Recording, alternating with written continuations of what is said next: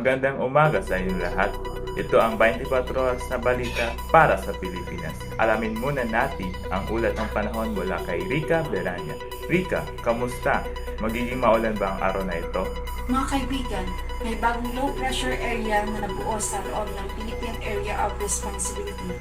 Nakapaloob yan sa Intertropical Convergence Zone o ITCZ na namataan sa layong 515 kilometers. Silangan ng hinatuan sa Surigao del Sur.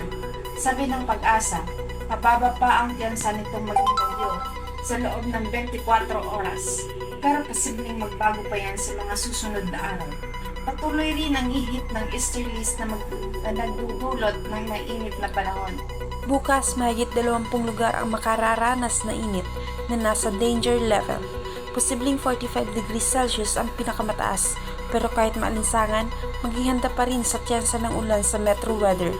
Bago magtanghali ay unti-unti nang tataas ang tiyansa ng ulan sa malaking bahagi ng bansa, lalo na sa Visayas at Mindanao. Posible ang malakas na ulan kaya maging alerto sa banta ng baha o landslide.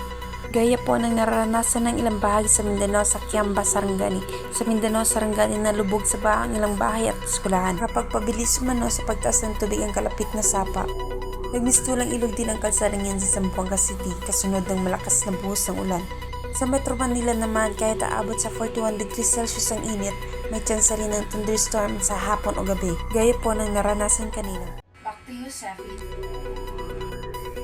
Maraming salamat, Rica Berania. At yan po ang mga balitang aming nakalap, manatiling nakatutok sa aming himpilan. Ito si John Joseph Roquesa, ang inyong tagapagbalita. Stay safe, mga kaibigan.